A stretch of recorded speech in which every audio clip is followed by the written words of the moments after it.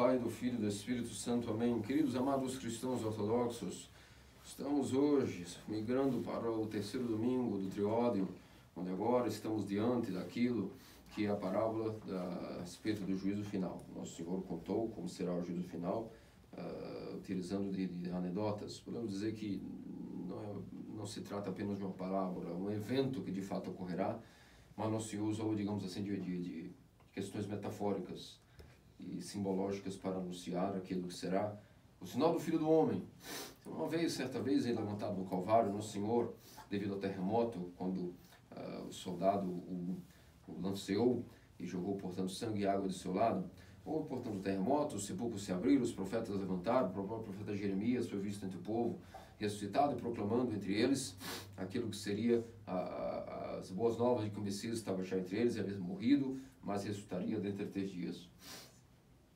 Quando Nosso Senhor estava, portanto, descendo com sua alma ao Hades, esse terremoto, portanto, simbolizou que ele estremeceu os ferrolhos das fundações da terra, descendo ao Hades e fazendo, portanto, claro, de maneira alegórica, fazendo com que, portanto, até mesmo a criação denunciou, através desse terremoto, que o Senhor estava já com sua alma, desceu, sem deixar o trono do Pai, ao mesmo tempo já no paraíso com o ladrão, com seu corpo, portanto, ali no crucificado, ao mesmo tempo desceu e estava destruindo todos aqueles inimigos que certa vez prenderam Adão naquilo que eram os calabouços infernais. E nesse terremoto, o sinal do Filho do Homem naquele momento, a sua cruz santíssima, vivificando doadora de vida, o seu último escabelo, ou seja, a última trava, devido ao terremoto, se inclinou, de tal maneira que a direita da cruz, a trava ficou apontando para cima, enquanto que a esquerda da cruz, a trava apontou para baixo. Isso já foi um prenúncio, irmãos queridos cristãos ortodoxos, daquilo que seria o sinal do Filho do Homem, novamente sua vida gloriosa. O sinal de sua cruz é o sinal de sua vitória. Ali, todos que interpretaram porque após o terremoto, a última trava que segurava o pé se entortou, viram que aquilo era um prenúncio da própria vitória de Cristo sobre de todos os tempos, e já um prenúncio da vida gloriosa, onde ele também virá, precedido pelo sinal de sua cruz. Essa cruz gloriosa, portanto, mostra que aqueles que estiverem à direita de Cristo irão certamente conseguirem aquilo que é a sua salvação, ou seja, subirão para o céu. Aqueles que, porventura, estiverem à esquerda, ou seja, a própria trava apontando para baixo, irão descer para o inferno, que, como foi dito pelo próprio Evangelho, foi preparado desde antes da fundação dos tempos. Nesse momento, pensou-se o inferno para quem? Para o homem? Não. Deus não criou o inferno para o homem. Foi dito no Evangelho de hoje que foi preparado. Infelizmente, alguns irão ser jogados no inferno, que foi preparado para o diabo e seus seguidores. Portanto, aqui tiramos a primeira conclusão no Evangelho a respeito do juízo final, que o inferno, seja o que ele for, nós veremos ao longo desse sermão que significa o inferno, seja o que ele for, ele significa justamente um lugar, algo, um estado que foi preparado, ou uma energia que estará atuando de maneira cheia de punição e castigo para o diabo e seus seguidores. Se os seres humanos, portanto, estão caindo no inferno, estão indo para lá, irão para lá, no dia que for preparado para isso designado, a qual nem mesmo o Filho do Homem sabe quando será, somente o Pai Celestial. Quando isso ocorrer, se alguém for para lá, não é simplesmente por destino, é simplesmente porque sua trajetória, infelizmente, foi alterada, seu objetivo original foi distorcido e, portanto, essa pessoa perdida vai acabar parando lá, num local que não era preparado para ela, foi preparado para o diabo e seus seguidores. Portanto, meus amados cristãos ortodoxos, Nosso Senhor, portanto, diz que quando houver o sinal da vinda do Filho do Homem, portanto, ou seja, esse sinal da vinda do Filho do Homem será a cruz que o precederá, mostrando, portanto, grande temor diante de todas as nações. Todos verão, de norte a sul, leste a oeste da terra, o sinal da cruz, depois os anjos, suas trombetas, e o Filho do Homem vindo, cheio de glória e majestosa. Não dessa vez como um homem humilde, simplesmente como um bebê que nasceu na manjedoura, depois um carpinteiro, filho de José, ou um homem que andava descalço pelas ruas enquanto pregava a boa nova. Andando rápido, descalço, pronto e ansioso para ir ao Gólgota. Dessa vez virá um Senhor muito paciente, com todo o tempo do mundo. Afinal, já não existirá mais tempo.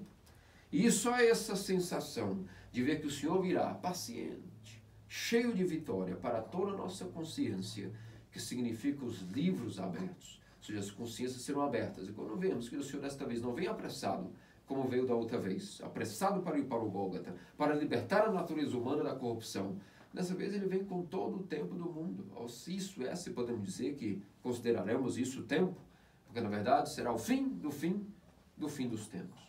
Fim dos tempos esses que nós já estamos, e as pessoas, essa semana, vimos que ficaram bastante alarmadas diante desta guerra que no leste europeu estourou. E sim, nós ficamos aflitos com as pessoas que são mortas, com as famílias que estão talvez desabrigadas. Guerra sempre deixa coisas trágicas. Mas é a nossa vida, a vida do ser humano é guerra. Eu vivo uma guerra diária, cada um de vocês vive, e nós sabemos que é a nossa realidade no mundo caído. O que nós podemos fazer é oferecer orações, oferecer justamente condescendência, se pudéssemos enviar algum tipo de ajuda caritativa, que fosse o caso. Mas nós sabemos que assim como começou a guerra amanhã, pode começar outra aqui, e o nosso mundo é um mundo de guerras. Por isso, já que estamos já no fim dos tempos, não é de se esperar que nosso Senhor disse, haverão guerras e rumores de guerra. Mas não nos alarmeis, porque isso ainda não é o fim. Ainda que já estamos no fim.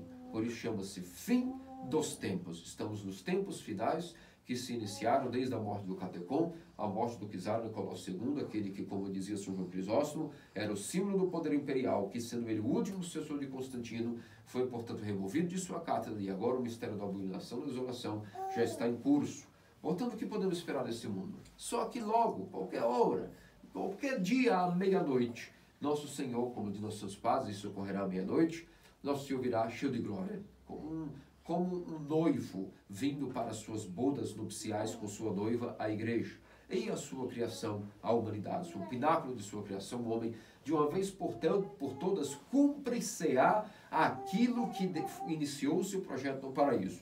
E o que foi que se iniciou no paraíso? Que Deus criou o homem. Para quê? Para se unir completamente com a sua criação, abarcá-la toda, através do pináculo, através de Adão, através do homem. Infelizmente, como isso não foi possível naquele então, nosso Senhor deixou que nós tivéssemos, está deixando, que nós temos uma vida, como diz São Paulo, uma vida opaca, uma vida através de espelho. Para quê? Só para que nós possamos ter um arrependimento de nossos pecados, para que haja tempos, para que o homem pudesse chegar à plenitude da vida do Messias, e depois da vinda do Messias, as nações tivessem tempo para se arrependerem, para gerarem gerações dignas do batismo, e para que os locais que no céu estavam desocupados pelos anjos caídos, sejam ocupados por cristãos ortodoxos batizados, e que se mantiveram santos ao longo de suas vidas, não quando morrem, vão para as moradas que os anjos habitavam. Portanto, para isso apenas serve o tempo. Para isso apenas serve esse tempo cronológico que nós vivemos, ao qual nós temos que ser arrebatados cedo ou tarde para aquilo que é o tempo kairótico, o tempo da eternidade, o tempo que está acima daquilo que é a contagem, é o tempo eterno, o tempo de Deus, o tempo onde não há começo nem fim, onde o alfa e o ômega finalmente cumprirá aquilo que era o início de sua criação, do objetivo de sua criação, unir-se completamente com a criação através do homem. E isso, essa união, esse início da parousia, como nossos padres chamam no grego, ou seja, a parousia é a manifestação de Cristo para todos, de uma vez por todas, a vinda gloriosa do Filho do Homem, o fim dos tempos, tudo isso chama-se parousia. A segunda volta de Cristo é a manifestação de novos céus e uma nova terra. Portanto, a tudo aquilo que nosso Senhor havia planejado através de Adão, para unir-se com Adão e não foi possível, agora, ao menos em relação à natureza humana, é possível através do batismo e dos santos mistérios, de todos os sacramentos da Igreja Ortodoxa. Mas nosso Senhor quer mais. Ele quer absorver e abraçar todos os que são cristãos ou não cristãos. Toda a criação será engolida pelo seu amor, como era no princípio o seu objetivo. E aqueles que lutaram para impedir que isso ocorresse, como Satanás, seus sequazes, onde estarão? O inferno já perdeu seu aguilhão, como diz Crisóstomo, em relação à Páscoa. Mas a existência até do mal, que como diz Crisóstomo também, é uma existência muito relativa, porque como pode ser que o mal existe, se o mal é apenas a ausência do bem? O mal, na verdade, é nada diante da existência de Deus. Isso será provado na segunda vinda do Filho do Homem, onde mal, o que existirá? Não existirá mais o mal, existirá Deus. E os corações purificados, todos aqueles que vão purificando os corações, eles sempre enxergam a realidade cosmológica da seguinte maneira: existe uma alma, eu mesmo, a minha existência, e Deus. Todas as pessoas purificadas, elas não veem nada mais na criação do que elas e o próprio Deus. Esse é o cosmo de uma alma purificada. Os olhos carnais vão sendo mortos devido ao asceticismo, ao jejum, à oração, às prostrações, às quaresmas, à negação de nossa vontade, e os olhos espirituais vão sendo polidos, limados, vão sendo tirados dessa catarata espiritual, e vamos vendo que na verdade o que existe? Uma alma e Deus. Ainda que hoje existem os governos, a política, existem as existências, existem nossas famílias, tal como nós conhecemos, nossos apegos, tudo isso, na verdade, é uma realidade muito temporária, muito passageira. O que é a vida do homem, se não o estalo dos dedos de Deus? Uma vez que um homem pode viver, no máximo, o quê? Uma centena de anos? E aí, diante da eternidade, o que seria uma centena de anos? Mesmo pelos homens que viviam quase 1000 anos, o que é um milênio diante da eternidade? Nada. Por isso é que nós, cristãos ortodoxos, vemos as coisas por outro prisma, por outro patamar, por uma existência muito diferente daquilo que o mundo, apegado à própria existência temporal e caída, pensa que é a realidade geral, pensa que são as regras que são estabelecidas, essas de comer, vestir-se, preocupar-se com o seu dinheiro, com sua conta bancária, com sua poupança, com a sua saúde, com a sua velhice, pensam que isso é o fim em si mesmo, porque não entendem que aqui existe, até mesmo que o homem saiba, inconscientemente ou não, que um dia ele morrerá, muitos pensam que o mundo será mundo para sempre, que sempre haverá essa mesma realidade, mas não.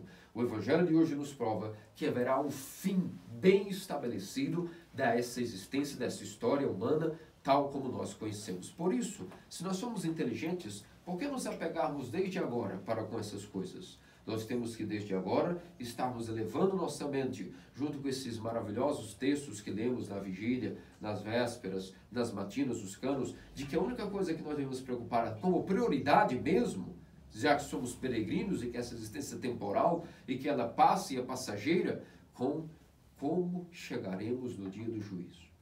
Qual é o comportamento que temos que ter no dia do juízo, onde todas as almas que já nasceram e morreram, desde Adão até aquele momento, todos irão ressuscitar, e os que estavam vivos naquele momento morrerão rapidamente, e imediatamente em um segundo serão transformados, como diz São Paulo, imediatamente irão morrer, só para cumprir a primeira morte, e já ressuscitarão para estar diante do trono de Deus, com os livros abertos. As consciências de cada um de nós estarão abertas, e cada pecado confessado ou não estarão sendo lidos pelos anjos publicamente, não só para Deus, que já sabe deles, como para toda a humanidade. Isso é de deixar qualquer um atemorizado, já será o próprio rugir de dentes, já será algo realmente inimaginável, como nós estaremos ali sendo expostos diante de todas as testemunhas angelicais e humanas. Graças a Deus temos a Igreja Ortodoxa, que nos faz com que, através dos pais espirituais da confissão, possa haver perdão dos pecados, possa haver remissão deles, e eles podem ser apagados, remidos, destruídos e apagados dos livros, ao ponto que quando os anjos lerem certos pecados confessados, não estarão mais públicos, porque não existirão e não terão sido como proclamados. Após o batismo, todos esses pecados anteriores já não existem mais. E após o batismo, todos os pecados, portanto, que se forem confessados, também serão remidos e apagados. Por isso, diante dessa realidade, o Evangelho do domingo passado nos colocou a figura do filho pródigo e do filho mais velho, onde vimos qual a maneira correta de manter uma relação de amor e união com Cristo, nosso Senhor Salvador, e qual é a maneira que, ainda que pareça ser uma maneira de seguir os mandamentos e as virtudes, é uma maneira que, na verdade, nos afasta completamente da relação com o nosso Pai Celestial, com a Santíssima Trindade, e nos leva, na verdade, a uma alienação, a viver um inferno, um estado incompatível com aquilo que é o estado de amor do Pai. E, portanto, vimos que a autojustificação é uma paixão que, infelizmente, nos carcome, nos deixa completamente cheios de orgulho, de altivez, e é uma paixão perigosíssima, porque ela é camuflada pela realidade da virtude, ou melhor, da falsa e aparente virtude, e vai, portanto, só nos inflando na máscara de sepulcros caiados, inflando-nos com aquilo que é a realidade pecaminosa, a realidade do orgulho, da altivez, da separação do nosso coração para com a misericórdia para com os pecadores e confiando em nossas virtudes, confiando em nossos próprios méritos, vamos esquecendo que, na verdade, tudo deve ser a graça de Deus, tudo deve ser a misericórdia e compaixão de Deus. E que nós também, portanto, temos que ser misericordiosos para com aqueles que se arrependeram. E, portanto, vimos que aquele que era um fariseu, o filho mais velho, não pôde ter compaixão disso, azucrinou a volta do irmão e, portanto, preferiu estar alienado daquilo que era comunhão com Deus, vivendo, portanto, um estado infernal. Enquanto que o filho que vivia um estado de paixões pôde arrepender-se e entrou para o banquete celestial com o seu próprio Pai, nosso Senhor e Deus Salvador, Jesus Cristo. Portanto, meus amados cristãos ortodoxos, essas lições que foram tiradas do Evangelho desde Zaqueu, do publicano fariseu e do filho pródigo, agora culminam-se como que derramam-se diante de nós, de nossa mesa, de nossa consciência, como agora uma linguagem muito direta. Tudo que nosso Senhor foi preparando, através dos de Zaqueu, depois para o publicano fariseu, filho pródigo, agora como se as cartas foram jogadas na mesa. Já não há mais tempo, já não existe mais arrependimento, porque após o juízo final, naquele momento, como a alma poderá voltar para confessar os seus pecados? Como ela fará obras de virtude que ajudem-na a poder mudar a sua mente? Como haverá essa mudança de coração e de mente em um piscar de olhos do juízo? Será impossível. Então, naquele momento, não há mais como ter arrependimento. O que já foi feito, já fez. E o que não foi arrependido, já não há. Como diz o ditado, não adianta chorar no leite derramado, não é verdade? Portanto, qual é o comportamento que Nosso Senhor nos espera em sua expectativa de vir às nações, abarcar todas, querendo ou não, toda a criação será abraçada e engolida pelo fluxo do rio de amor que flui do próprio trono de nosso Senhor Deus Salvador Jesus Cristo. O que é, uma só palavra, esse fluxo, esse rio de fogo? Esse rio de fogo é a sua energia incriada. Nossos santos padres usam essa metáfora, essa analogia de rio de fogo para demonstrar que a energia incriada, que agora age ocultamente dentro dos sacramentos, dentro dos filhos de Deus batizados, a energia salvífica que não só realizou a criação do mundo, como é capaz de deificar o homem e elevá-lo à categoria de imagem e semelhança do Criador, tornando-o Deus por participação em sua natureza divina, essa mesma energia incriada, agora fluindo do fluxo do trono do amor de Deus, irá abraçar todos, batizados e não batizados, que morreram na igreja ortodoxa, os que morreram em igrejas heterodoxas, os pagãos, os gentios, os pobres, os ricos, os que têm poder, os que se submetem ao poder, os de direita, os de esquerda, os de nortistas, os sulistas, todos serão abarcados, assim como toda a criação, pelo rio de fogo do amor de Deus. Esse rio de fogo do amor de Deus, portanto, como vos disse, é a sua própria energia incriada, que agora engolirá todos. Para aqueles que são batizados, para aqueles que seguem suas consciências após o batismo, esse rio de fogo se comportará como um calor que ilumina, que aquece, que tratar-se-á de um aconchego. Todos vocês, se puderem, leem durante a semana. Hoje é um dia cansativo para todos, sabemos, devido aos ofícios, mas temos em segunda, terça, quarta, quinta, sexta, sábado, até o próximo domingo, da expulsão de Adão no Paraíso. Leiam as homilias de Beato Teofilato de Ochidre e esse de André Rimarengo sobre como é esse espectro do juízo final. Eu não quero me alargar aqui muito falando sobre a natureza do juízo final em si mesmo, porque temos toda a teologia já escrita que vocês podem ler e consultar. Eu quero focar aqui em qual é o comportamento que nós devemos estar no juízo, como diagnosticar, discernir se nós estamos indo para o juízo final com um comportamento correto ou se iremos ser pegos de surpresa e, portanto, a igreja nos diz sabedoria e sejamos atentos a todo momento. Portanto, na homilia de André Rimarengo, por exemplo, temos a imagem de que no juízo final haverão faces que, mergulhadas e submergidas nesse rio de amor, estarão todas sorridentes, com muita paz, com muita tranquilidade. Outros, submetidos nesse rio de fogo, estarão completamente apavorados, com rugir de dentes, completamente os vermes carcomidos por dentro, porque aquele que tem impurezas dentro de si e chega no juízo final com essas impurezas, o fogo busca, como um radar, tudo o que é impuro para purificar.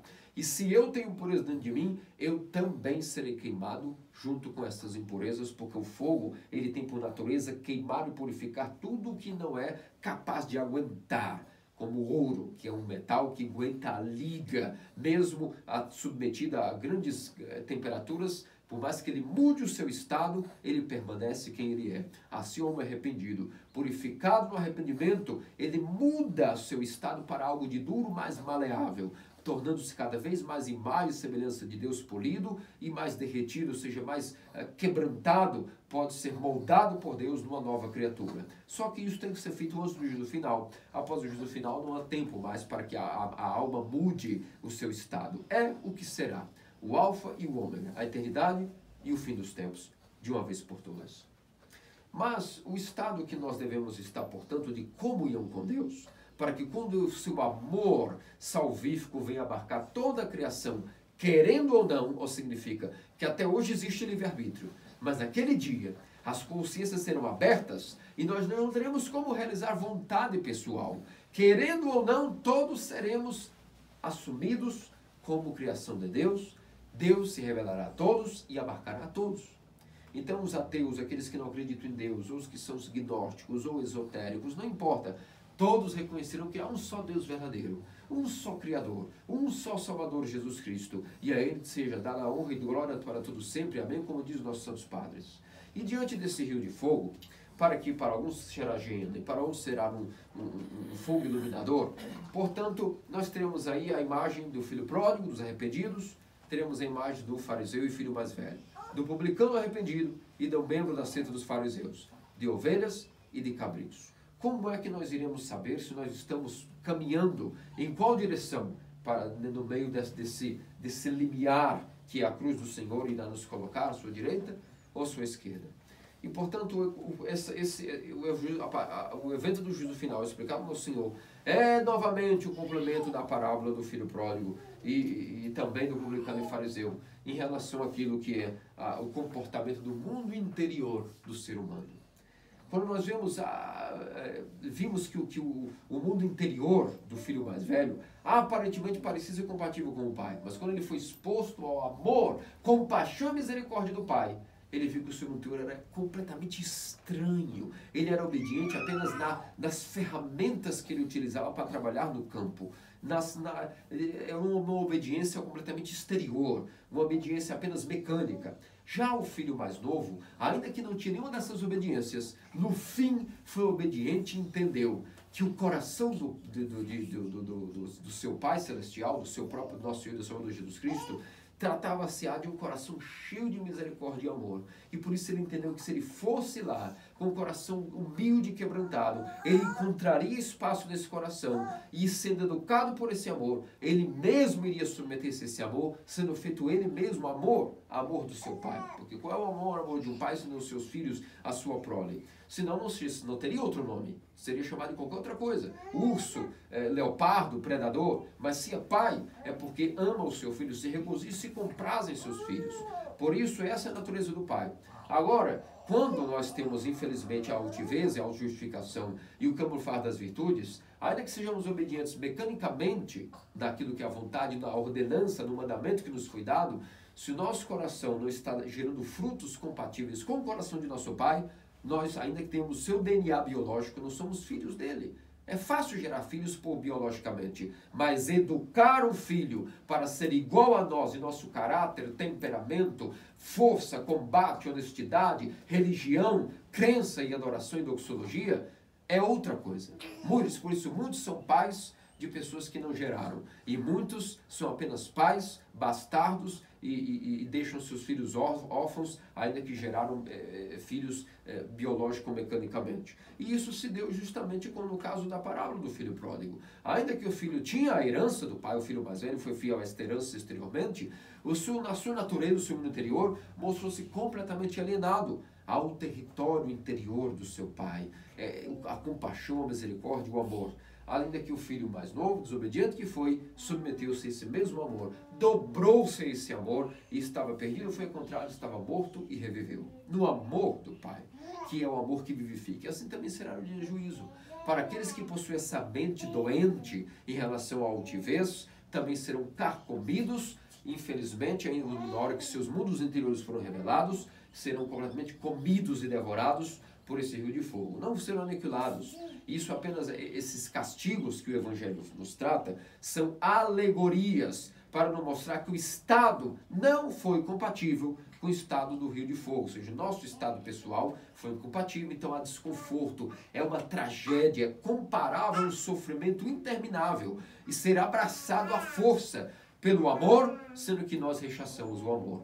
Agora, para aqueles que se esforçarem em amar e cumprir a compaixão, piedade e misericórdia, ao serem abraçados por essa mesma energia de compaixão e amor, se engana que o amor é um sentimento, que a bondade é um dom que foi criado e dado. Amor, bondade, paz, caridade, tudo são energias e forças que o homem em si não possui em si mesmo, mas a atuação do Espírito de Deus no homem faz com que ele vibre e se energize para ter amor verdadeiro, bondade verdadeira, paz suprema, sabedoria, caridade, altruísmo e etc. São a agitação da natureza do homem pela energia e força criada de Deus, faz com que o homem possa participar da energia de Deus, que é amor, que é bondade, que é compaixão.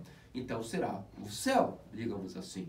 O céu significa justamente esse estado de alma tão acostumado a amar, a ter caridade, a viver a paz e a comunhão com Deus, que quando Deus abastar a força de toda a criação, os que já estão acostumados a viver seu amor e seu regaço, como o filho pródigo passou para o banquete dentro da casa do Pai, sentirão propriamente luz, iluminação e o que o Ocidente chama como salvação.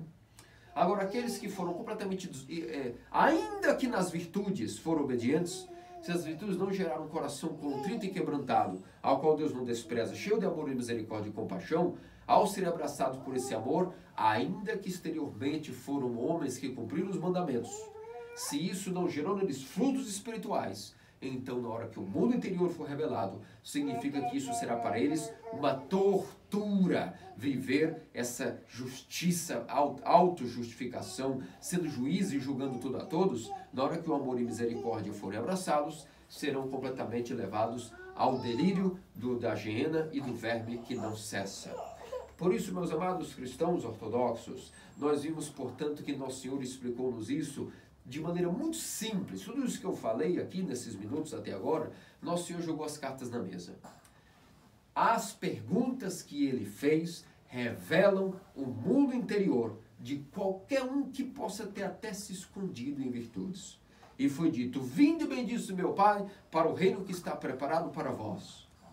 Porque quando estava com fome, me deste de comer. E toda essa lista de perguntas se resume a 6 tipos de coisas, de amor que temos que realizar, 6 tipos de caridade que temos que realizar. Então não vou repetir o Evangelho, vou apenas dizer. As 6 coisas que revelam o mundo espiritual de um homem são: dar de comer a quem tem fome, dar de beber a quem tem sede, vestir os nus, visitar os enfermos, os presos e dar abrigo àqueles que são desabrigados, os peregrinos, os viajantes, os desabrigados. Ok. Essas 6 coisas é que quando são usadas de medida para saber qual é o mundo interior de fato de um homem. Portanto, não importa se exteriormente ele possa ter feito o que fez. Se essas perguntas se encaixam ou não no seu mundo interior, é o que determinará a sua salvação, a sua comunhão com Deus na hora do juízo, desse fogo de amor, essa energia criada do trono do Pai, que vem para abraçar toda a criação e colocá-la em seu regaço. Imagina o filho mais velho, quando ele não quis entrar no banquete, se naquele momento for o juízo final, ele descia pego pela nuca pelo Pai Celestial e colocado dentro do banquete em seu regaço à força. Para ele, que não via possibilidade de perdoar o seu irmão, nem ter compaixão para com o pecador, nesse momento ele já estaria no inferno. E já estava de fato no inferno quando ele não quis entrar no banquete. Assim também será o mundo interior de cada um de nós. Portanto, as perguntas de nosso Salvador, nenhuma delas listou o seguinte: vinde, bendito meu Pai, porque fizestes muitas orações, porque jejuastes, porque fizestes prostrações, porque tantas e tantas horas ficastes acordados nas vigílias. As perguntas não foram essas. As perguntas foram 6 coisas que foram determinantes para entender como está tendo a natureza do Pai. Então esse fogo de amor será compatível, será o que o Ocidente denominou, pela teologia heterodoxa bastante escolástica, o que nós tendemos a chamar de céu. Céu e inferno como locais não existem.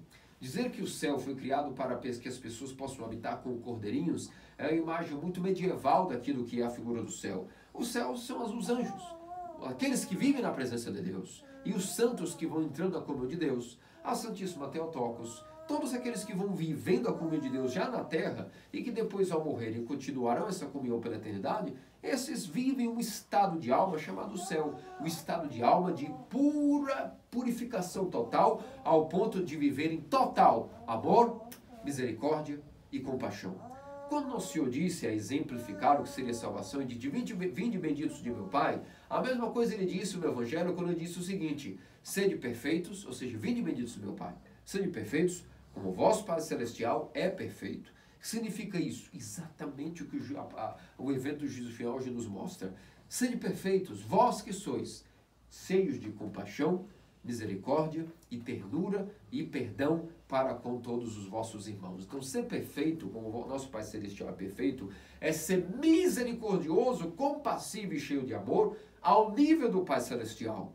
É por isso que os santos, quando purificavam os seus corações, o fruto da oração de Jesus, os primeiros frutos que temos da oração de Jesus, quando o coração nosso vai sendo purificado, é um amor inquebrantável por toda a criação, pelos animais, pelos anjos, por todos os seres humanos. É o primeiro desdobrar, o primeiro nível de teoria de visão divina, é um amor incondicional para com toda a criação, para as formigas, os insetos, as abelhas, as baratas e, acima de tudo, o próximo.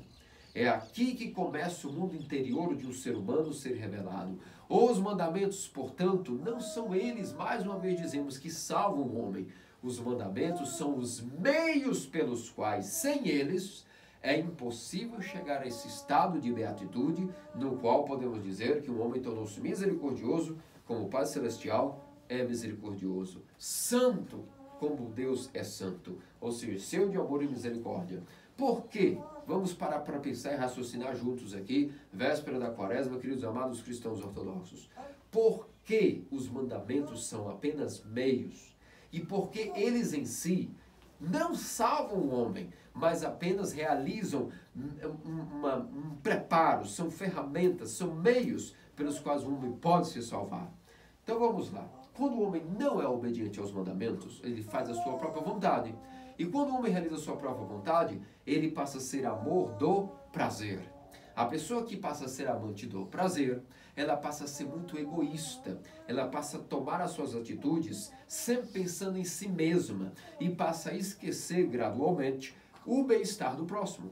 Então todo homem que é dado muito aos prazeres, que pensa apenas em viver satisfazendo-se a si, o mundo das paixões, como o filho pródigo, por exemplo, vivia, se esquece da casa do pai, se esquece da herança do pai, se desperdiça os seus bens e se gasta tudo apenas com as paixões, se tem uma vida de alimentar os porcos e nunca se para realmente poder tratar de cuidar daquilo que são os outros. Agora, aquela pessoa que negligencia a sua vontade, passa a frear a própria necessidade de prazer, naturalmente ela vai ter categoria para poder viver mais abdicando-se de sua vontade, dos seus prazeres.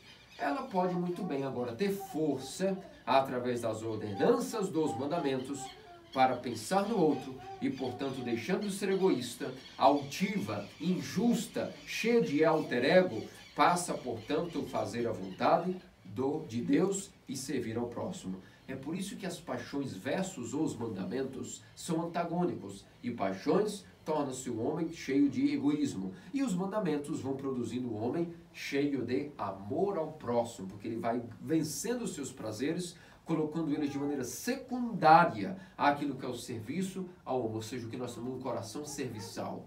Então, sem os mandamentos, não haverá essa purificação, não haverá essa metodologia pela qual o homem pode ir purificando-se, negligenciando sua vontade e fazendo a vontade de Deus, cumprindo os mandamentos. Amar a Deus e ao próximo como? Seguindo todos os outros demais mandamentos. Então não matarás, não furtarás, essas coisas só poderão fazer efeito em alguém que finalmente entendeu que isso não salva em si mesmo. mas irá dar a ele a força para passar a chegar ao estágio por excelência de amor perfeito. Quando nós estudamos o catecismo, nós vimos que a única maneira de adquirir fé perfeita é estudando o nosso credo, o que crê, a confissão de fé ortodoxa. Depois, essa fé perfeita gerará em nós a capacidade de galgar a esperança, que é o segundo degrau da visão divina e da teologia suprema. A grande virtude teologal secundária é a esperança, e ela nós obtemos através do estudo, da vivência, das bem-aventuranças e do Pai Nosso. Mas nós vemos que o auge do catecismo, quando ele está terminando lá depois de muitos anos, depois de 900 milhões de páginas, o último livro do catecismo nos ensinará sobre os mandamentos. E os mandamentos, portanto, se diz que nos leva à última e terceira maior visão divina, o último maior grau de virtude teologal, chamada justamente o amor maior. O amor tal como Deus ama, não o amor do homem, mas o amor sendo a energia suprema de Deus, o estágio maior de purificação de um homem através do cumprimento dos mandamentos. Se o credo leva à fé perfeita, se o Pai Nosso e as bem-aventuranças vividas na prática leva a ter esperança das coisas que não se veem, a prática dos mandamentos leva o homem à perfeição do amor. Então é por isso que as paixões fazem com que seja egoísta e ame a si mesmo, enquanto que os mandamentos são meios, ferramentas onde o homem vai purificando-se, negligenciando sua vontade para adquirir amor pelo próximo. E se ama o próximo, ama a Deus. Pois como diz a Escritura, se alguém diz que ama a Deus, mas o Deus para o próximo, é um mentiroso. Porque como pode nem amar aquele que vê e dizer que ama aquele que não vê? Mas se amamos ao próximo, estamos aí mostrando, dando sinais em nós de que nós amamos a Deus através do próximo. Pois não há outra maneira de amar a Deus senão através do próximo. O domingo do juízo final, véspera de nossa quaresma, dia de despedida da carne, vem nos ensinar que é impossível amar a Deus senão por um único meio, através de outro ser humano, através do próximo. É por isso que não existe outra vida, senão a vida em comunidade, a vida em assembleia, a vida de interdependência entre um e outro, complementando-se em amor de um com o outro, sendo amado e amando, e nisso vivendo a vida de amor a Deus. Quem se extingue disso?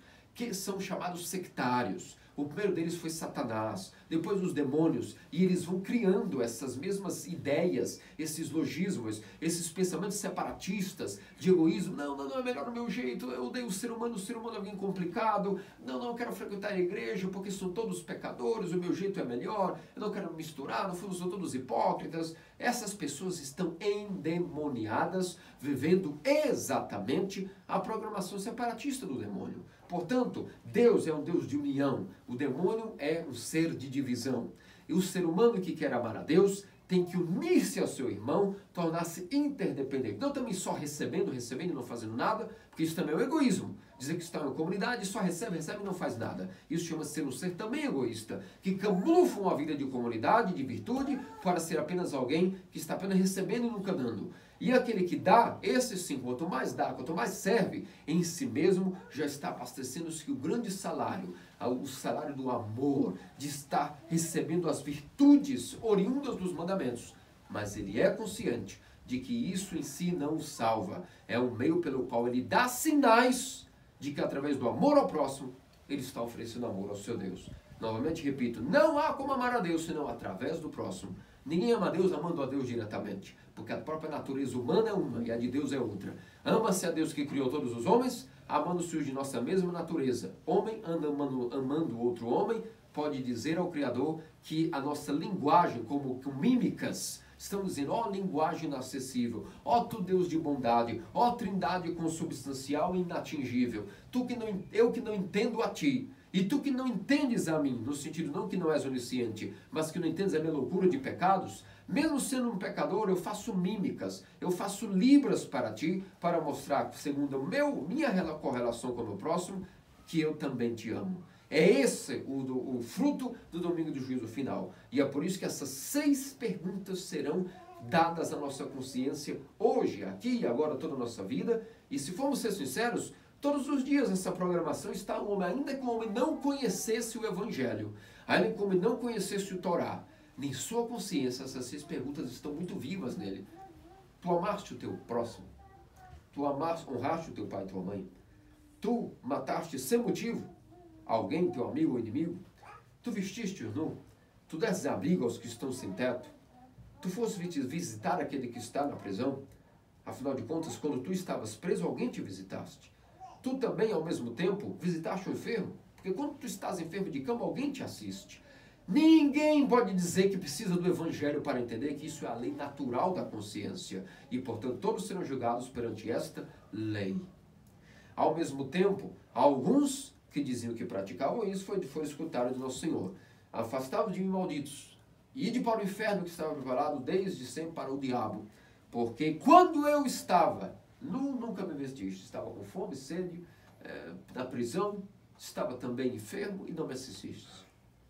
E para os nossos santos pais nos mostram aqui o mundo interior revelado dessas duas criaturas, ovelhas e cabritos. Ovelhas, os cristãos, ou todos aqueles que mesmo na heterodoxia, mesmo na alienação do paganismo, ao menos viviam com todas as forças dessa lei da consciência e tentavam ser como ovelhas. A ovelha ela é útil, ela não chora para morrer, ela não grita, ela não esperneia, ela é fruto de leite, ela rende lã, ela rende couro.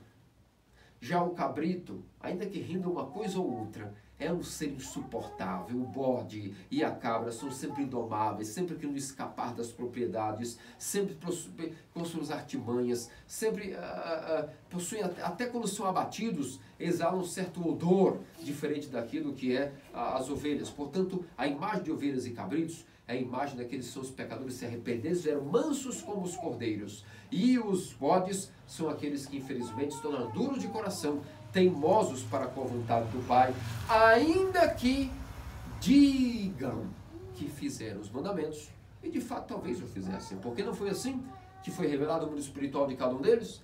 Nossos santos padres nos dizem, vejam a humildade. Crisóstomo diz, contemple a humildade dessas ovelhas.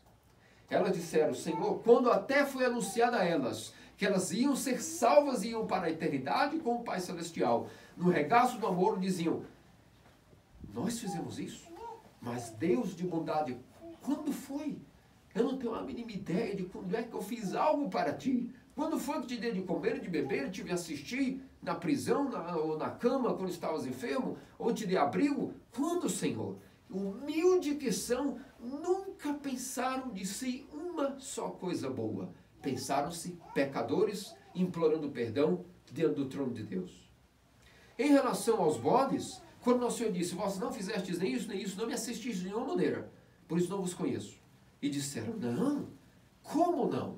Nós estávamos na igreja, éramos batizados, estávamos diante do trono das vigílias, fazendo as prostrações, e quando é que tu dizes, eu, que era um homem cheio de caridade e de virtudes, quando é que não fiz nada para ti? Com orgulho e altivez, querem contestar o próprio juiz criador, não aceitando a sentença, como o diabo também. Achou-se injustiçado e depois até hoje continua sendo um reclamador, um murmurador, um bode velho, como é o símbolo de Bafomé, o próprio diabo. Assim também significa com todos aqueles que praticavam as virtudes, praticavam os mandamentos, mas apenas para sua autojustificação, para chamá-los de bons. Davam esmolas, corriam para ali, para colar com caridade, apenas para sentirem-se dignos de serem chamados bons. Então os frutos que foram gerados nesses homens foram apenas orgulho e achando-se superiores aos demais. Então eles não amavam ao próximo nem a Deus, amavam a si mesmos. E é por isso que na hora que Deus mostra a eles que a natureza do amor não é um sentimento egoístico, mas uma energia altruísta, não há nem como explicar a alguém o que é o amor segundo Deus. Só há como vivê-lo através da oração e da energia criada nos sacramentos, nas liturgias que nos energizam, nos empoderam para fazer essa caridade fora da capela.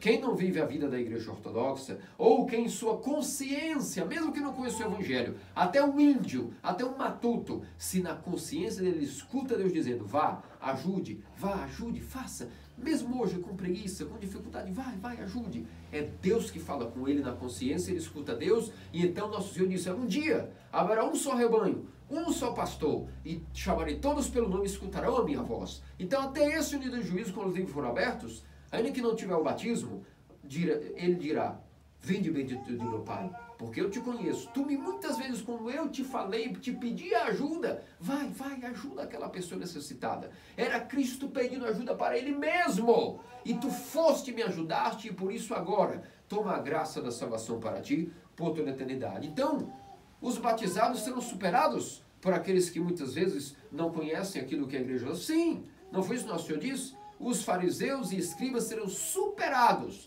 E no reino dos céus entrarão primeiro as prostitutas e os publicanos do que vós, fariseus e escribas. Assim também se dá para com nós, na nossa realidade atual, na nossa consciência. Se ao escutar tudo isso, nossa consciência nos diz aqui, entre nós e cada um de nós, na nossa consciência, que estamos cumprindo essa consciência, pois não vamos ter vergonha, nem vamos ter timidez, mas ousadia de continuar nesse trilho da caridade. Mas, se a nossa consciência nesse evangelho, antes da quaresma e antes do juízo, nos admoesta que tu, no fundo, és um egoísta, e até o que faz de bom fazes para ti, muito cuidado, queridos amados cristãos ortodoxos. Nunca sabemos se hoje à meia-noite Cristo não volta. Nunca sabemos se a nossa morte e o juízo particular já não é hoje à noite. Não sabemos se amanhã estaremos vivos, não sabemos se levantaremos para a próxima Páscoa que se aproxima. Portanto, rápido, e tratemos de entender esse evangelho a respeito do juízo final e colocar em prática a verdadeira caridade salvífica. Porque existe uma caridade que condena, que é esse falso amor, que no fundo é um amor próprio, que quando comparado com a moeda do amor altruísta, não vale nada. Vai ao fogo e é carcomido pelos vermes, que não tem fim. Mas o amor cristalizado pela própria semelhança de Deus no homem, cumprindo os mandamentos como meios e ferramentas, não para se achar bom ou melhor que os outros, não para se aperfeiçoar em nada, mas apenas para provar a Deus com gestos, como eu disse, com mímicas. Ó Deus, eu te amo, e a prova que eu te amo, o sinal que eu te amo, é que eu mostrei amor ao meu próximo, que tem a minha natureza. Porque o que eu posso fazer para ti? Tu tens tudo, tu és Deus. Pode um homem oferecer algo que agrade a Deus? Pode, o seu coração amando aquele que é o seu próximo. É nisso que reconhecereis se sois meus discípulos, se vos amardes uns aos outros. O Senhor não disse, sereis meus discípulos, se enjoardes 3 horas por dia, 2 vezes por semana, se todos os 52 domingos do ano estiveres no templo, se fizeres prostrações, rolando e dando cambalhotas de tantas prostrações, se estiveres nas vigílias, levantados 7 horas sem de sono, sem dormir. Veja, nada disso. Nisso reconhecereis sois meus discípulos, se vos amardes uns aos outros. Se sinceramente vamos buscando amar a Deus e dando a Ele o sinal de que amamos a Ele através do amor ao próximo, então, amando a Deus através do próximo, provaremos a Ele que não são apenas palavras vazias, mas que de fato cumprimos o mandamento. Senhor, eu te amo e amo ao meu próximo, e aqui está a minha prova, meu livro é aberto, minha consciência é aberta de que eu procuro cumprir os mandamentos. E os mandamentos, quando são cumpridos, nem que seja a força, não só são sinais a Deus de que amamos a Ele, amando ao próximo, como também anotem e entendam isso de uma vez por todas. Os mandamentos não só são sinais de que amando o próximo, amamos a Deus através do próximo, mas que também nos forçam, até contra a nossa vontade, até para coisas que nós não somos muito chegados a isso, ou seja, não é de nosso caráter até, certas coisas de amor ao próximo. Quando cumprimos os mandamentos à força, nós estamos fazendo com que com o tempo nos acostumemos e até passemos a gostar de amar ao próximo em relação a certas coisas. Por exemplo, na própria vida, isso dá até na vida cotidiana. Quantas vezes nós temos que fazer por obediência coisas que nós nunca imaginamos e não nos gosta. Mas de tanto nós nos forçarmos a fazer, no meio da obediência, no meio do caminho do trabalho diário, da rotina, nós passamos a primeiro nos acostumamos e passa a ser um fardo tão grande, e depois com o tempo passamos a amar aquele trabalho, aquele ofício, que no começo era tão, eu não gosto muito de fazer tal coisa. Todos nós precisamos fazer algumas coisas que não gostamos, porque senão nós estragamos a natureza humana, já é por demais caída, já é por demais tendenciosa a satisfazer isso com seus prazeres e tornar-se egoísta. Por isso, quando nós fazemos ao contrário do que gostamos, nós vamos nos excitando e também trabalhar contra a nossa vontade, e os mandamentos são vários. Essas perguntas são: dá de comer a quem tem fome, dá de sede dá de água a quem tem sede, vestir o nu, visitar o enfermo, visitar o prisioneiro e dar de abrigo a quem não está desabrigado. Alguns vão dizer: eu tenho pavor de colocar pessoas em minha casa para hospedá-los. A minha casa é muito... eu tenho minhas manias, eu sou uma pessoa sistemática. Obrigue-se e abrigue pessoas. Dê hospitalidade a peregrinos, a pessoas, a mendigos, seja o que for. Como São João de Constrar, esse é o Diário de uma Vida em Cristo, disse abertamente: eu, como vim da pobreza, muitas vezes tenho nojo, tenho asco, tenho pavor de mendigos e pobres. Mas vou neles, abraço a eles, me sujo com eles, porque sei que preciso disso. Nisso estarei amando ao próximo, e Cristo mesmo verá que estou oferecendo isso a ele. Assim são todos os nossos hábitos.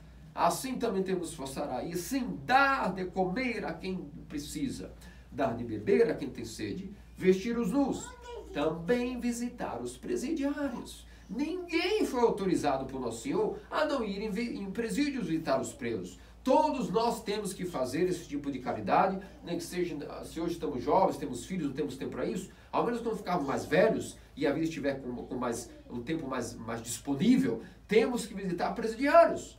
Ou temos preconceito dos presos? Se temos preconceito dos presos, forcemos-nos a estar convivendo com pessoas que, segundo a nossa concepção de baixo escalão, são pervertidos, são estupradores, são pessoas alienadas da sociedade. Não para nós cristãos. Para nós cristãos não existe isso. No dia do juízo, até eles me superarão, porque sou o pior dos pecadores. Então a única maneira que me resta é provar a Deus que eu amo a Ele, visitando um amigo na prisão. Ao mesmo tempo, visitando enfermos, vindo aos hospitais. Todo cristão, por excelência, realiza trabalhos filantrópicos nos hospitais. Hoje os tempos são mais confusos, ademais de tempos de novas doenças, ok? Mas sempre há uma maneira de estarmos aí visitando e dando que seja uma palavra de conforto a pessoas dos hospitais. Volto a dizer, nenhum de nós está desautorizado a cumprir isso. Percebe como a agenda de um cristão ortodoxo, ela não é para pessoas preguiçosas. E no dia do juízo, os preguiçosos automaticamente estarão na geena, como lemos no cânon para a festa, que Deus desperdicei minha vida toda em preguiça. E é por isso que agora não tenho obras a oferecer a ti. Portanto, oferecemos a Deus as obras, fugindo da preguiça e correndo para as obras de caridade. E, portanto, quando nós forçamos-nos a fazer essas coisas, que muitas vezes são a contragosto, com o tempo, será o que nós passamos a nos acostumar, depois passamos até a amar ao próximo. Amar a cumprir os mandamentos. De amar ao próximo. Então os mandamentos são tão curativos, são tão terapêuticos, que eles não só são sinais em nós de que estamos amando a Deus, dando uma prova para Ele: eu te amo, sou duro de coração, mas eu cumpro o seu mandamento. Os mandamentos automaticamente nos empurram para negligenciar nossa vontade e fazer a vontade do próximo e de Deus. Enquanto que as paixões só nos estimulam a fazer a nossa vontade. Então os mandamentos não só dão para Deus uma prova e um sinal de amor a Ele, como forçam-nos a fazer coisas a contragosto. E é portanto que, quando nós vivemos essa maravilhosa vida dos mandamentos, a vida em Cristo, vemos que há um detalhe para encerrar esse sermão de hoje, de que os mandamentos são tão lucrativos para aqueles que humildemente, mesmo sem força, tentam praticá-lo contra a própria vontade, que eles até nos empurram com força superior para rápido fazer até aquilo que nós não gostamos em relação a amar ao próximo. Porque os mandamentos não são um código moral. Os mandamentos não são apenas uma mera instituição legal. Os mandamentos são místicos e Nosso Senhor mora neles. Nós temos infinitos exemplos da vida dos santos, podemos listar agora, de que os mandamentos não são apenas algo que nos melhora a moral. São coisas que nos empurram até com força superior para conseguir amar a Deus e ao próximo, sendo esses mandamentos meios que aquele que é obediente, como ovelhinha, vai podendo cumprir essas 6 perguntas de 6 amores físicos e amores espirituais. São Martinho de Tours, ainda quando não era papa, mas apenas um simples, não era bispo, mas apenas um simples soldado, quando chegou certa vez inverno, estava servindo um acampamento, e na porta do seu acampamento havia um mendigo tremendo, nu. E naquele momento ele até era a única coisa que tinha naquele momento para disposta em sua capa de soldado. Ele rasgou sua capa de soldado ao meio e enrolou esse mendigo e passou pelo acampamento. Conforme ele entrou dentro do acampamento e foi indo à sua tenda, todos os soldados riam dele, o Chaco dizendo: que ridículo, é algo ridículo, como pode estar com a capa de soldado rasgada ao meio para dar para o mendigo? Isso é algo, ou seja, foi ridicularizado pelos seus amigos. Nessa mesma noite, quando ele dormiu, Ele teve um sonho, uma visão, na qual o próprio Senhor estava no inverno, sentado e esquentando-se com a sua capa. E assim, inúmeros outros exemplos, até um padeiro de Alexandria, que era muito mão de vaca, não gostava de dar caridade aos mendigos, e havia um mendigo que todos os dias estava em sua porta. Dá-me pão, dá-me pão, dá-me pão, e ele nunca o ajudava. Até que um dia, ele ficou tão aborrecido de tanta insistência desse mendigo, que ele pegou um pão da sua forma, nem o deu na sua mão, jogou na rua para que esse mendigo pegasse. Nessa mesma noite ele teve um sonho e viu Nosso Senhor comendo esse mesmo pão. Mostra-se que até a caridade mal feita, a caridade às vezes feita apenas, digamos assim, com má vontade, mas que foi feita por obediência à nossa consciência, até essa caridade Nosso Senhor aproveita, reúne e no dia do juízo dirá, sim, ainda que por má vontade, vinde bendito de meu Pai, porque ainda com má vontade ou não, tu me alimentaste, tu me destes bebida, tu me vestistes, tu me assististes. Quando nós cumprimos os mandamentos, não é apenas algo moral, que sim, melhora a nossa moral, mas não é não se limita à moralidade os mandamentos. Através do cumprimento dos mandamentos, nós tornamos Deus nosso devedor. Todas as vezes, veja que forte os nossos pais nos ensinam, quando nós cumprimos o mandamento de amor ao próximo, nós estamos realizando aquele amor a Deus, porque Cristo se fez semelhante a nós e se faz os nossos próximos. Não há diferença entre agora dar uma balinha ao pequeno Arão Júnior aqui na capela, ou dar uma camisa a Antônio, ou uma sandália a Maria Ángel. Não há diferença entre dar a eles ou ao próprio e mesmíssimo Cristo, que se faz neles a pessoa que recebe os nossos atos de caridade. Se damos uma carona, seja o que for, tudo estamos fazendo a Cristo. E mesmo se algo feito com má vontade, Cristo recebe para ele. Portanto, ele torna-se, ao fazer a caridade, nesse amor perfeito, dessas 6 perguntas, nós estamos dando a essas pessoas aquilo que precisam, suas necessidades, mas estamos alimentando, nutrindo, vestindo, visitando Cristo místico, em toda a eternidade para todo sempre, fazendo o nosso coração semelhante à misericórdia, compaixão e amor maior, tal como Cristo tem esse coração. Veja que estratégia de Deus. Para nos salvar, se fez homem semelhante a nós, misticamente se incorpora, digamos assim, na natureza humana e, portanto, fazendo essa caridade aos irmãos, estamos fazendo ao próprio Cristo. Cristo recebe essa caridade como para ele, torna-se devedor dos homens. E se ele nos deve, com que nos pagará? Com a nossa salvação, a nossa deificação para toda a eternidade. Nossos santos padres muitas vezes nos deixam, quando falam muito sobre esse evangelho, dando-nos essas explicações sobre o amor que salva, algumas pessoas interpretam na seguinte questão, e os ignorantes, como diz São João Crisóstomo, dizem, então não é necessário o batismo. Talvez, se eu só simplesmente cumprir o amor a Deus, eu automaticamente estarei salvo cumprindo a minha consciência. Para que frequentar a igreja, os ritos? O evangelho não é a lei do amor? Ainda que eu falasse a língua dos anjos, se não tivesse amor, nada me bastaria. Ok, mas a interpretação não é essa. Porque além dos 6 amores físicos que todos têm que fazer, os 6 amores, as leis espirituais para esse amor se desdobram também em 6 amores espirituais, 6 tipos de caridades espirituais, e que aí a perfeição fica para nós, os batizados.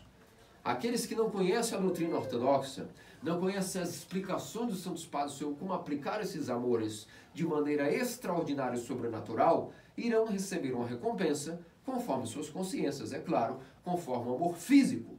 Mas aqueles que através dessa consciência, não fazendo a caridade, o amor ao próximo, Deus viu que havia um terreno fértil. De tanto eles estarem fazendo a caridade segundo a consciência, Deus percebeu que algo fizeram de bom, e ainda que eles não veem, porque são ovelhas e não atribuem nada a si, Deus joga uma semente. Do céu lança a semente da fé verdadeira.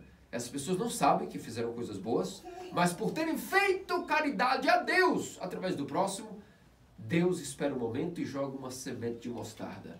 Essa semente de mostarda já tem terreno fértil onde que a pessoa não saiba, porque algo ela fez de bom, ainda que não saiba, a alguém, ao próximo. E então essa semente vai crescendo, e se a pessoa continua com o seu livre-arbítrio dando a ela mais adubo e irrigação, vai se desdobrar em iluminação, tornando-se um catecúmeno e depois chegando ao batismo.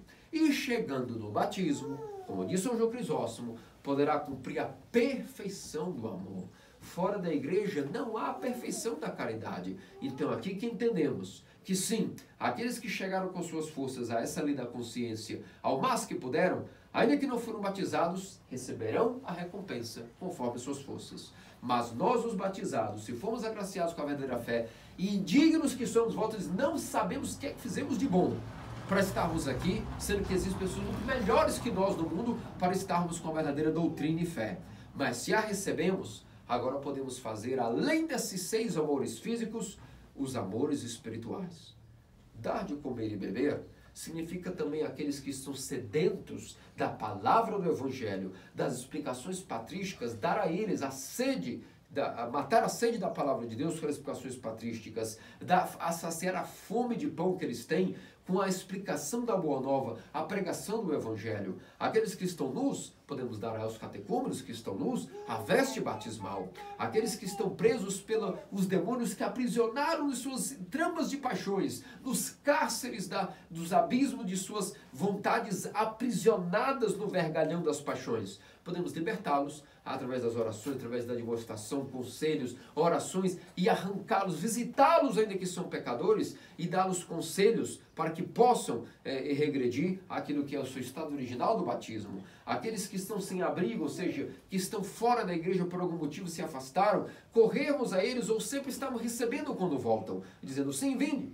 Vinde também, há lugar para todos, desde que haja arrependimento, há lugar para todos. Portanto, aqueles que estão sedentos do corpo e sangue de Cristo, que sacia a sede por vida eterna. Todo homem é cansado, é moribundo, a corrupção deixa mortal, mas nosso coração e nossa alma não foram feitos para estar acompanhando o corpo na corrupção. A alma é eterna, ela tem sede de ter a vida eterna nela, e a vida eterna é dada a ela através do corpo e sangue de Cristo. E nós, como na Igreja Ortodoxa, alimentamos as almas com o corpo e sangue do Salvador. Existe amor maior ao próximo do que dar às almas o corpo e sangue de Deus em suas bocas? Claro que não. A mesma coisa quando a veste do batismo está rasgada, está desgastada, damos a confissão. Existe uma caridade maior ao próximo do que confessar os pecados dele para que ele não seja cobrado por eles no juízo. Portanto, só na igreja podemos realizar os 6 tipos de amores físicos, também em amores espirituais. Visitar os enfermos, os que estão cheios de pensamentos duvidosos e opressões malignas, e ensiná-los a oração, visitá-los em suas opressões de pensamentos, dizer, não pense, os pensamentos são uma doença, apenas orem, vigiem e orem incessantemente. Para aqueles que querem aprender de nós o dom da oração, a graça de ter o coração dia e noite clamando o nome de Deus, que caridade maior tendo que visitar esses enfermos, aqueles que são carcomidos pelos pensamentos. Portanto, só na igreja, dentro desse habitat natural, para cumprir o amor maior, é que também podemos ser o sinal para as nações de que nós esforçamos-nos ao menos a amar a Deus através dos mandamentos na igreja. E, forçando-nos na igreja a executar os mandamentos dela, nós também estamos forçando-nos, até contra a nossa vontade muitas vezes, a acostumar-nos a contragosto aquilo que é amar a Deus e não estar apenas sendo egoísta, olhando para suas paixões, mas rumo a uma vida de altruísmo, como os Anágeros, Cosme, Damião e todos os outros, que até curavam sem nada cobrar. De graça recebeis, de graça dais, como é o lema dos Santos Anágeros. Por isso, meus amados cristãos ortodoxos, foquemos-nos nesse evangelho do juízo final para sabermos bem se a nossa consciência e nossa conduta está compatível com tudo o que aqui foi narrado em relação a estar semelhante com amor, misericórdia, ternura e compaixão de Deus e sermos, portanto, dignos do reino celestial e sermos chamados benditos do Pai. Agora, vigiemos-nos também para que não sejamos como as ovelhas, como os cabritos e bodes, que infelizmente, ainda que acham que façam caridade, até não vou dizer que não realizam, como tudo é focando-se para um aperfeiçoamento pessoal e estarem sentindo-se bem, na verdade estão alimentando a paixão da auto-justificação e, portanto, serão pregos de surpresa no juízo, mostrando que o coração deles, na verdade, é muito incompatível com o amor, ternura e compaixão do Pai e, portanto, os frutos dessa virtude, portanto, infelizmente, são malignos, porque não são frutos verdadeiros dos mandamentos. O verdadeiro fruto dos mandamentos é crescer em humildade. O falso fruto dos mandamentos, para a paixão da justificação, é crescer em egoísmo, altivez e orgulho. Nosso Senhor Deus Salvador Jesus Cristo, faça-nos dignos de sermos chamados benditos do Pai. não somente nesse evangelho de hoje, o qual escutamos Ele mesmo chamando-nos assim, mas por toda a eternidade, pelos séculos dos séculos. Amém.